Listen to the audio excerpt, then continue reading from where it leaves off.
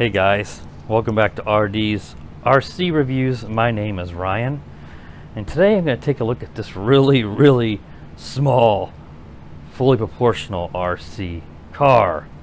This is probably the world's smallest RC car. I can't imagine that there's a smaller one out there. Maybe there is, but I'm unaware of it. This is by Turbo Racing.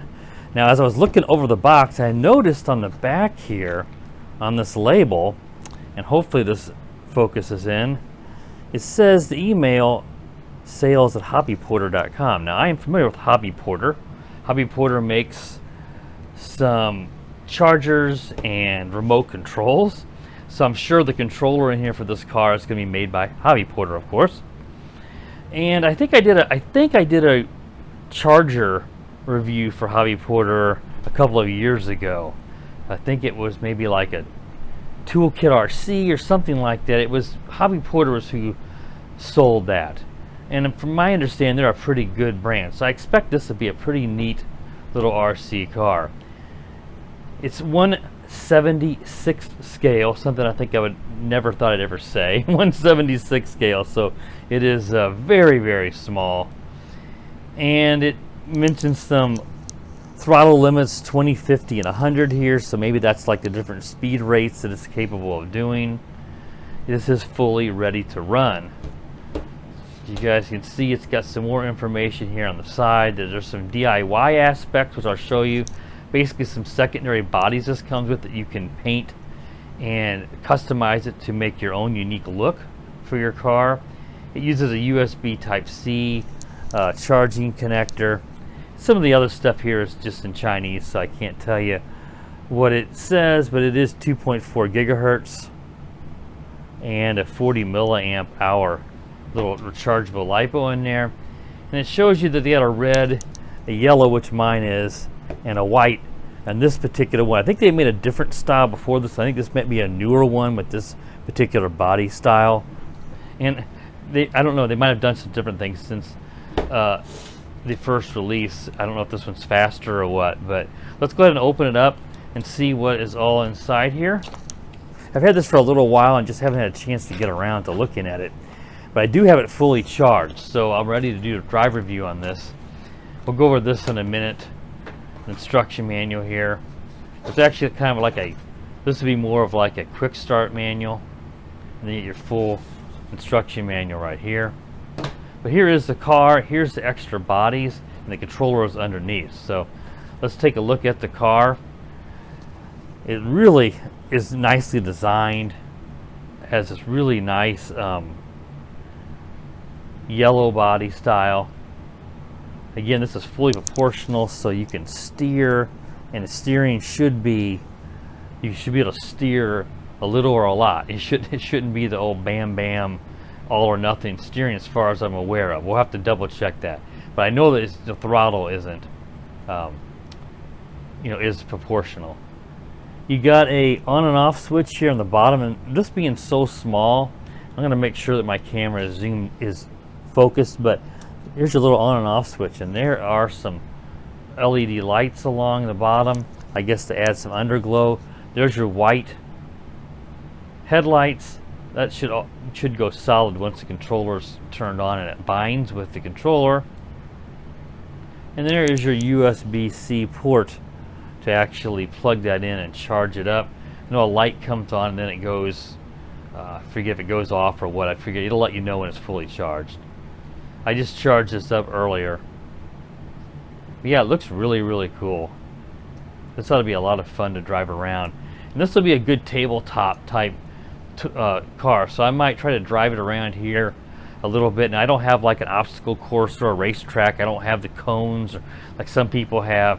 I know Frequent Flyer RC had a pretty neat setup on his tabletop for the for this little guy. But I'm going to try to drive it around here on the table for a moment. Then I'll probably switch to driving around on this concrete floor. It's not going to be the best setup, but this is too small to do an outside review. Not only because it's only go on, it's so small you can't drive it off road, or you have to keep it close to you, and it's going to be really hard to see on a camera very far away from like my head cam. So I'll probably just film this using this current setup of my camera I got right now. And then you get these two spare bodies. As you can see, they're like a grayish color. You can spray paint those here, whatever on the outside, whatever color you want. And then you get the little spare parts for like putting in the plastic for the headlights and the taillights and stuff like that. And then they give you one more of these. So it's just simply two. Looks like they're the same. You can just paint them two different colors. So it ends up giving you really the ability to have three different bodies for this car if you count the original one. And that way you can customize it yourself, not only the look but the color. You could use a fluorescent orange or a green or something that they might not typically offer from a factory paint choice. And I think you probably will have to take like these screws off or something to pop this off. I kind of tried earlier, but I think you probably have to remove a couple screws. Again, that should all be in the instruction manual, which I'll open up here in just a moment. You pull the foam out, you have your USB-C cable. It's just a standard charging cable. There's no special light or features on this. And you can see they got a big plastic body clip here, like you'd use in a big RC car. And yeah, you can use any USB-C cable that has charging ability. To charge it, you don't have to use this one. And then here is the controller, which it certainly looks like a Hobby Porter controller. You're going to slide this on here. Let's see if I can position it in my hands correctly. And let's see here, like this. Yeah, there we go. Well, this feels really nice. I wish more of my RC pistol grips felt this comfortable. It's just a perfect size and weight. I wouldn't mind getting my hands on one of this style for just using on my big vehicles. Let's see on the bottom here, you've got this. I don't know if this must be to unlock, or I don't know. I'd have to read the instruction. There's also an open. This might be for the batteries to turn and put the batteries in, maybe. I'll have to look more closely. Again, this is more of just the general overview here, so I haven't dug into the instructions. This should let you, yeah, this will let you pop this off. So I'm not sure right at the moment. Oh, here we go. This is, oh, I see. All right, this makes sense now. This lets you remove it if you want to disassemble it, like if you have a little bag you want to put it in, you don't want this big controller in there. This actually brings a USB-C up from the bottom, and it lets you plug the car in here. If I can get it plugged in, because USB-C can go either way, so it should be no problem. There we go. This will let you charge the car off the internal batteries that you put in this. Again, I'll have to figure out where you put the batteries in. It may be something with that. It could be in here. I don't know if that comes apart. I'll have to look at the instructions, but that's pretty neat. You don't have to even worry about having a USB outlet. You can just charge it off the controller. This little bitty battery, this should not take long to charge. I had a little Tamiya car years ago that was pretty close to this size, and it also charged off the controller. And it has a foam grip, which I'm always a fan of. You've got your, looks like your 20-50-100, so that actually is, when it said that on the box, I wasn't sure if that was just your different proportions, but it looks like this is actually like your dual rates, 20, 50, and 100. So it's set on 50 out of the factory. I'm just going to put it up to 100. I want it to be able to go to the full speed. This is your servo reversing, so leave that as is, because it should be set to the correct right turn, left, out of the factory. This is your, well, this is your dual rates, so that's interesting. Steering dual rates, steering trim, and throttle. This is your throttle dual rates right here. So this lets you individually turn up the speed, but this says this is 20, 50, 100.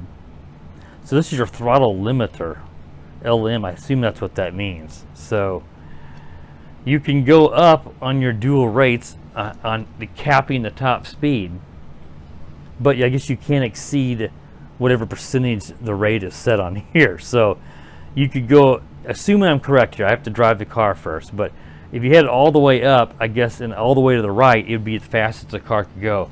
If you had it all the way to the right and at 50, it would go all the way up to 50% of the total speed the car could go. And at 20, it would let you go full all the way up to 20%. And then of course you can go less than that. So way down, you could go half, in the middle half of 20%, half of 50, and half of 100. I assume that's what it is.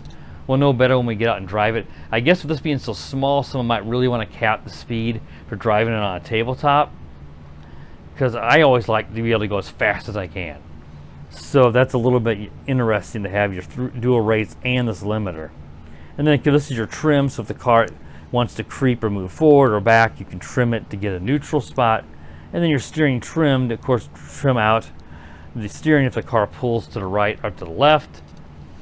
And your steering dual rates is going to be how far the car can steer, and that's way down right now. I'm going to put that all the way up.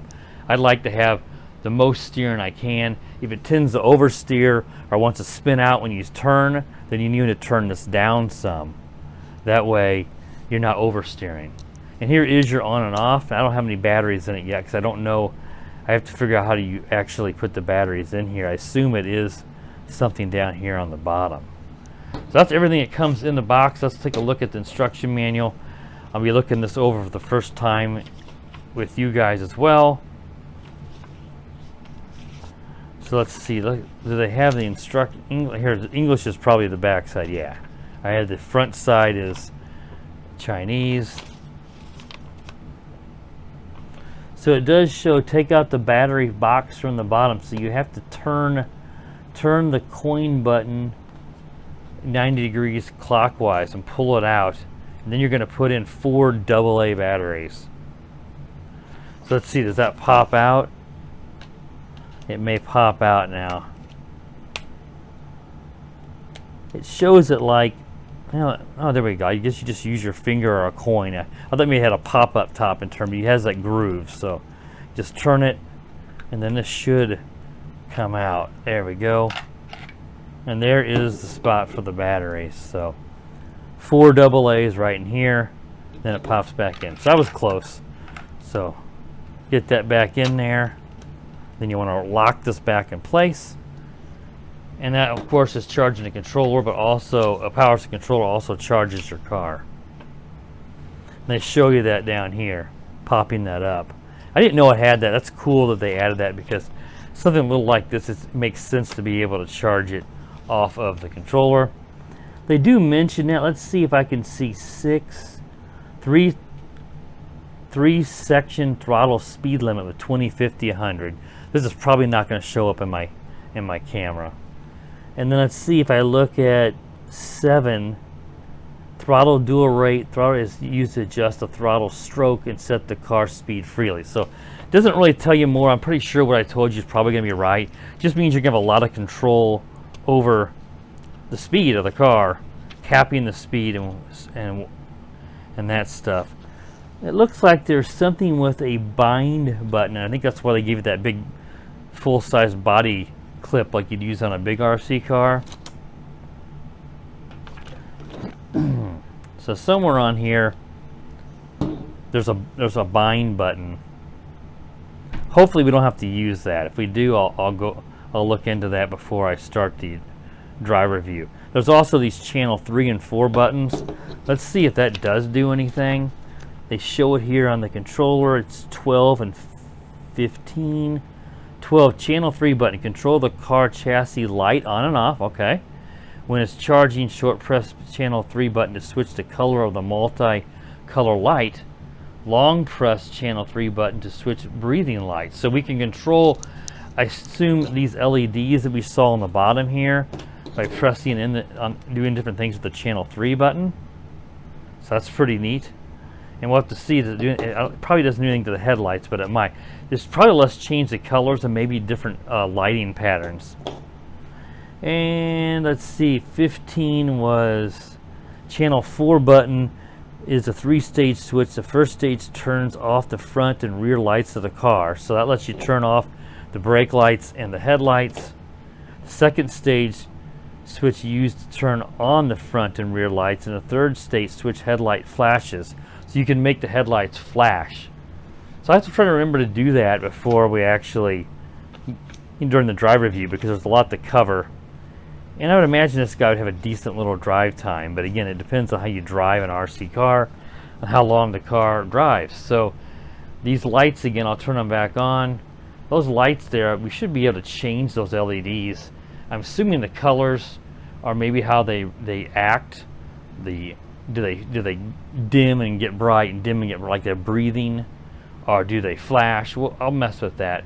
Then you got your LED headlights, and I guess it mentions taillights. I don't know if that shines through the back or if there's just a misprint in the manual. I don't see, any red taillight at the moment. But I haven't given the car a brake yet, so maybe when you brake it, it does something. Okay, guys, so what I'm going to do now is I'm going to get some batteries.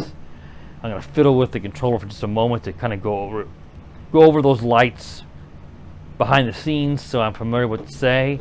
Then I'll come back and I'll do a little drive in here on top of the table. Maybe back the camera out a little more so we can see the whole tabletop. And then I'll probably try to drive it on the floor because I may not be able to open it up here and drive it very fast because I'm going to run out of table and run out of room. So let me look over that and I'll be right back and we'll go do that drive review. Alright guys, so I'm back. Now I did a little bit more digging around the instruction manual, and when you attach the car you're supposed to put it then and make sure the car is turned off. Let me make sure I have everything moved back a little bit so that I can show you the tabletop as I drive it. You're supposed to put the controller into charge mode, and that should tell it to charge through this port. I'm about to knock the car off there.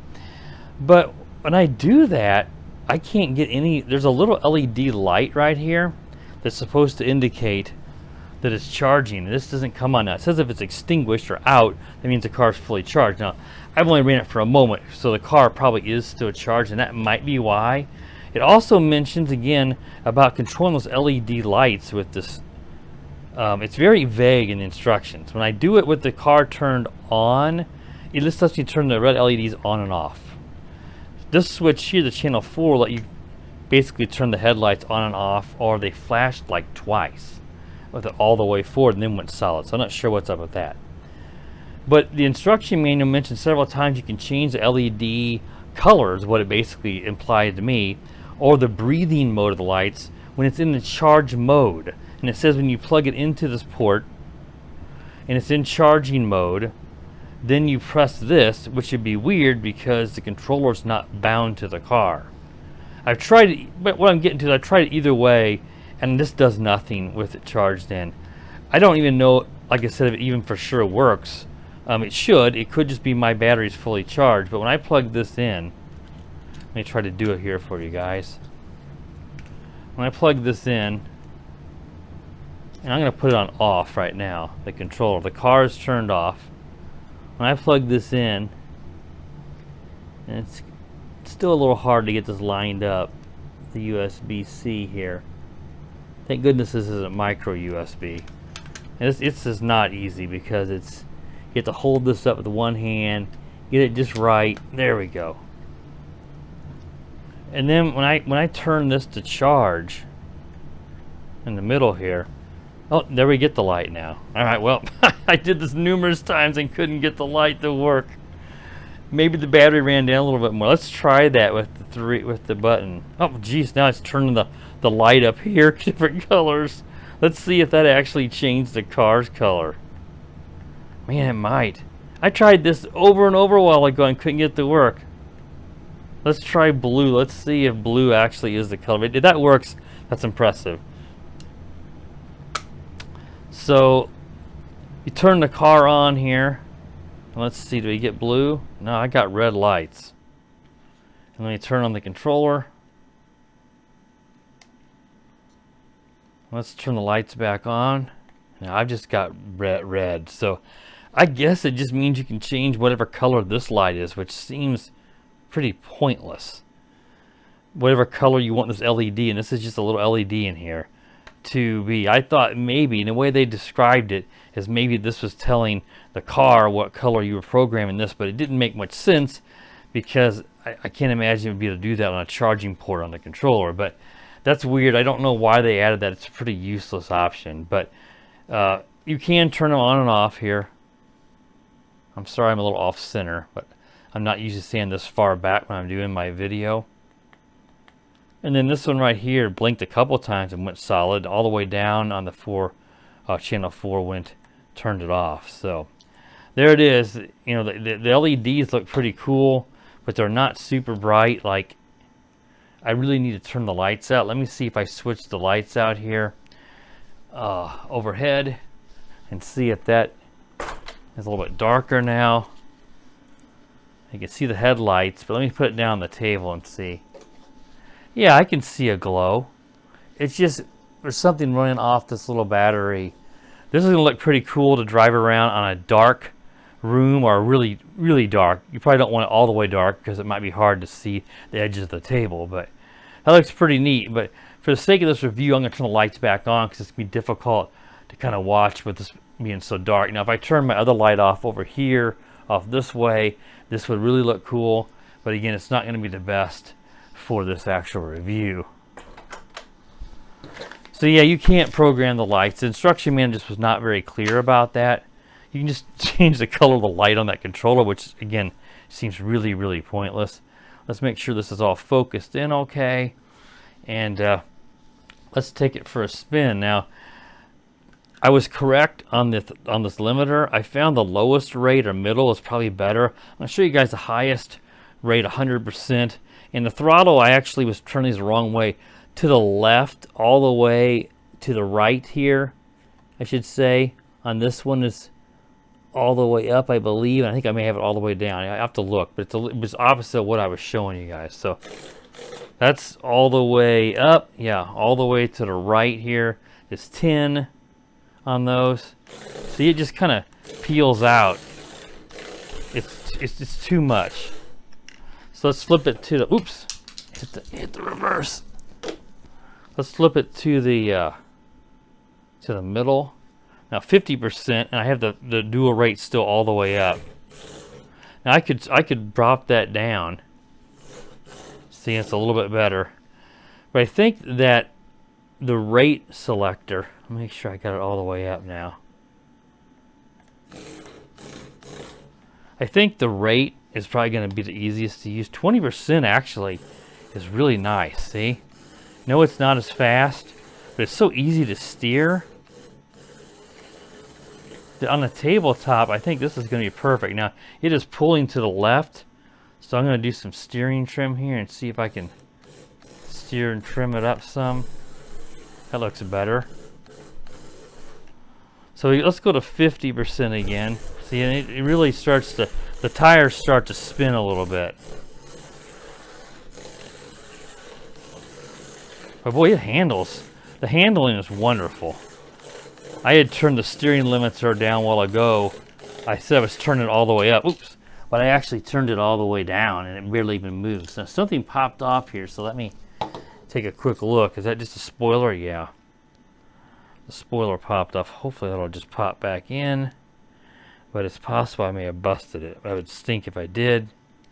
Let's see if it'll slide back in here. I'm looking at it off screen, but now this popped off, and boy, it may have, if that busted, that's pretty sad. I think it did.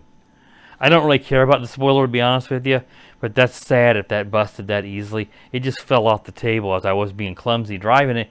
Landed on the, actually my area rug, I believe, but either way, it wasn't much of a fall, and the spoiler looks like it did snap. So be mindful that the spoiler with this kit is probably not going to hold up very well. I'll have to take it apart and confirm that it actually is busted, but that is kind of sad. But you know, something a little flimsy like that doesn't surprise me that it busted. So let's go ahead, and we're at 50% again, and just kind of, once it gets going, it's okay. It really steers wonderfully, so I would keep the steering dual rate all the way up. See the max turn rates. It doesn't appear to oversteer. I'm not peeling out. Is this just two-wheel drive? Let's see here.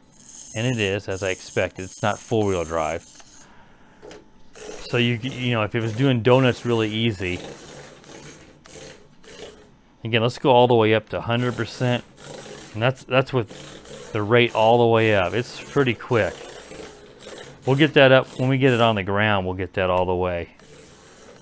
But I would suggest if you're going to tabletop race, go to the 20%. And then keep the dual rate on the throttle all the way up. Because if I drop the dual rate down, let's see. That's with it down some. And it didn't seem to do a whole lot. Let me see if I doing it off screen here, but if I go, well, I didn't seem to do much of anything.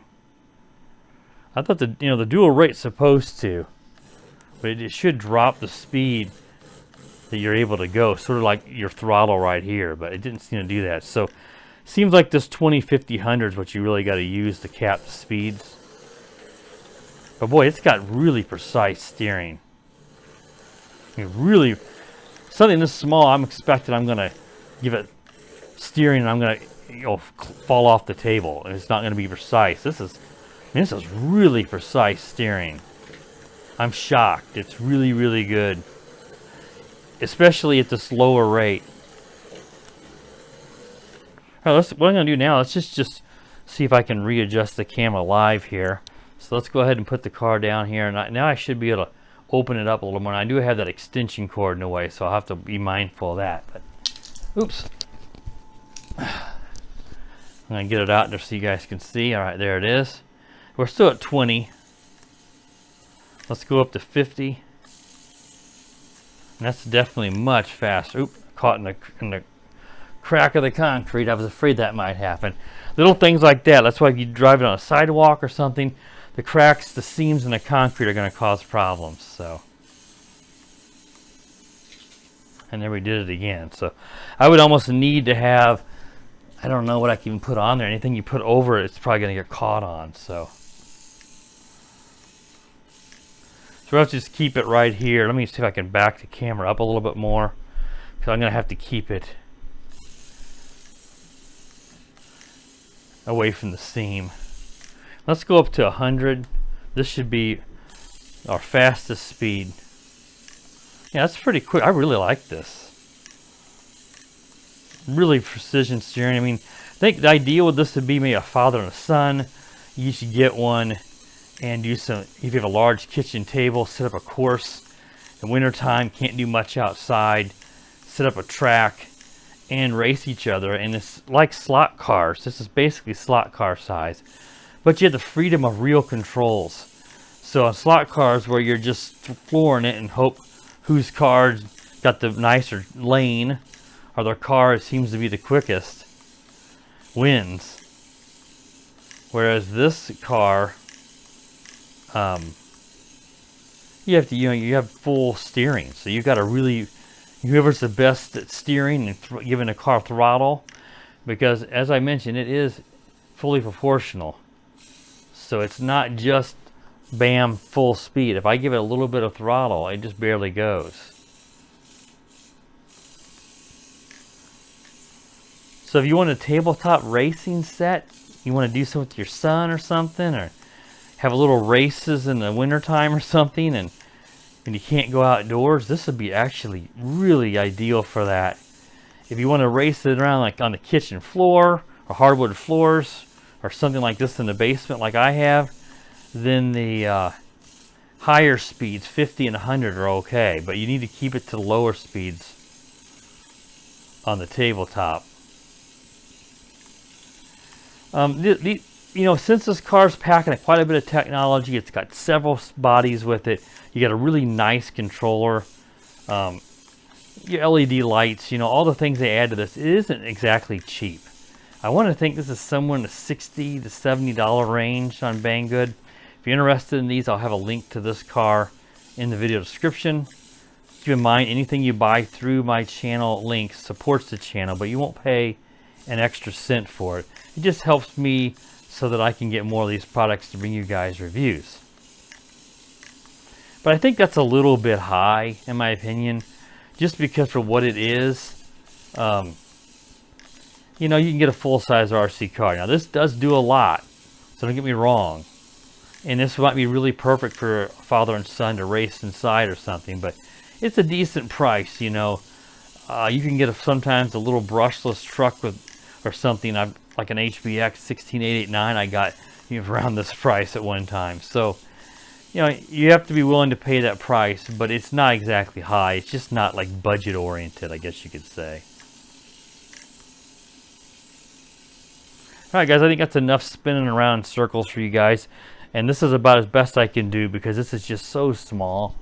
But I really do like these lights. Now I guess I had them off there at some point. Here they are turned back on. Not sure if I may have bumped the button, but these lights are not super bright, so keep that in mind. But I think you're doing some night driving or something. And I don't know if I could flip these lights off. I really would like to see before I end here just how these look, at least in my hand, when I have all my lights turned off. So let me turn everything off and see how this looks for just a moment. Then I'll flip them back on. There's still some light in here. I don't have all my lights off, but it definitely looks neater. That's pretty cool looking.